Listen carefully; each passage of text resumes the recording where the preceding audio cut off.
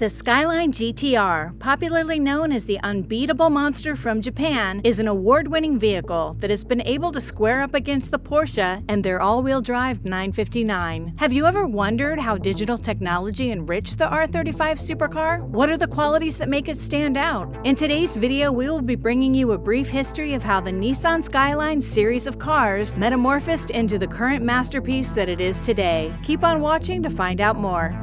As unbelievable as it might sound, the very first Skyline engine was a 1.5-liter four-cylinder power plant that produced 60 horsepower. This legendary Skyline was introduced by the Prince Motor Company. Fast forward to 1988, the Nissan came up with the R32 Skyline GT-R that had a 2.6-liter twin-turbo and was capable of producing 276 horsepower. However, the Nissan Skyline GT-R has constantly been changing. Today, the GT-R's engine pumps out nearly 600 horsepower, about 10 times as much as the original Prince engine. To fully understand what this modern GT-R is all about, we will be taking you through the GT-R series generation by generation, starting with the R30. The C10 series of Nissan Skyline cars was the first to be known by the name GT-R. This base model was developed by Prince in Tokyo in 1968. It had either the 1.5-liter Prince single overhead cam G15 inline four-cylinder engine or the 1.8-liter G18. When the Nissan Skyline GT-R was released for the first time, it was twice as expensive as the ordinary Nissan Skyline. The independent suspension used gave the Skyline GT-R stable handling and made it a car that could be driven to its limits with confidence. This Skyline GT-R had the designs of a four-door sedan from 1969 to 1971. Its excellent performance earned it 33 wins within just 2 years, and this lasted for another 17 years. The name Skyline became a household word after Japanese car enthusiasts nicknamed the car Hakosuka. When translated in Japanese, Hakosuka meant Skyline Box. In 1972, the C110 Nissan Skyline replaced the C10 Hakosuka. The Nissan Skyline GT-R C110 had a bodywork that was similar to previous versions, a four-door sedan, five-door station wagon, and a coupe. In a short while, it became a very popular model, and this could be traced to the Nissan advertising campaign, which featured Ken and Mary, and this resulted in the model being dubbed the Ken Mary. The oil crisis around the world hindered the production of the Skyline GT-R, and as a result, it was stopped in March 1973. A total of 197 of these models were sold in Japan, and none of them were exported. The Nissan Skyline R30 Tekommen series was later introduced in August of 1981. It offered a variety of 4- and 6-cylinder engines generally shared with other Nissan cars. One of the most renowned models during the R30's era was the Nissan Skyline 2000 RS, which came onto the scene October 2, 1981. This model was powered by a naturally aspirated FJ20E 4-cylinder dual overhead cam 1990cc engine with electronic fuel injection. The company ensured the car was lightweight so that it would be able to maximize its powerful engine. The Nissan Skyline RSX model was given a new front-end styling treatment, which necessitated the nickname Iron Man or Tekommen. This nickname was inspired by the superhero character who usually wore a mask similar to the car's front end. The Nissan Skyline 2000 RS Turbo C was the basis for the cars that competed in the 1986 Australian Touring Car Championships, winning 4 of the 6 races, and the Australian Endurance Championship finishing in second place to the BMW 635 CSI.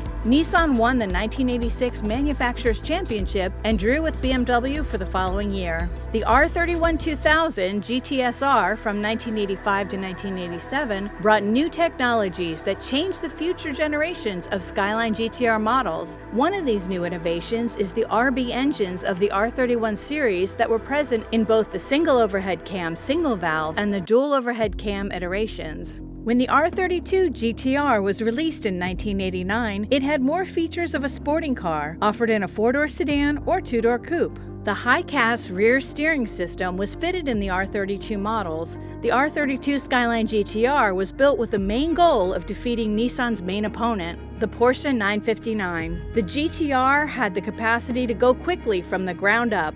The size of the brakes were increased, and aluminum front guards were used to lighten the car. The seats were customized to be suitable for both touring and cornering. In addition, the car was also fitted with a new version of Nissan's Atessa all-wheel drive system. Atessa stood for Advanced Total Traction Engineering System. The Atessa design used was way more advanced and added an additional 220 pounds or 100 kilograms to the car. This extra weight caused Nissan to move the GT-R up into the 4500cc racing class and then increase the engine capacity of the GT-R to 2.6 liters so that with turbocharging, they could obtain a competitive 599 horsepower. The Nissan Skyline GT-R won the annual Bathurst 1000 race in 1991 and 1992. As a result of this, the Skyline was nicknamed the Monster from Japan, Godzilla, by Australian car enthusiasts. The R33 GT-R had a concept that was similar to that of the R32 series. The R33 was about an inch wider and 4 inches longer than the last GT-R. Other additional features include safety equipment, notably airbags and internal crash bars. More sophisticated metallurgy was employed to decrease the weight, especially in the construction of the body, hollowing out side door beams and the rear anti-roll bar, use of plastics for such items as the fuel tank, and use of lighter, sound-deadening materials. The aerodynamics were also improved upon. For the GT-R to be faster, the Nissan company had to work on its power-to-weight ratio. When the 24-hour Le Mans was conducted in 1995 using two purpose-built race cars, one of them finished in the 5th position, while the other one ended up in the 10th position. The Nissan Skyline was one of the first cars to add digital technology with a pop-up digital display on turbocharged models. At the turn of the millennium, the Skyline had the option of state-of-the-art xenon headlights. The R34 engines were built with Nissan's new NEO technology, which was Nissan's ecology-oriented valve lift and timing, a system intended to optimize engine performance and minimize pollution by maximizing efficient fuel use.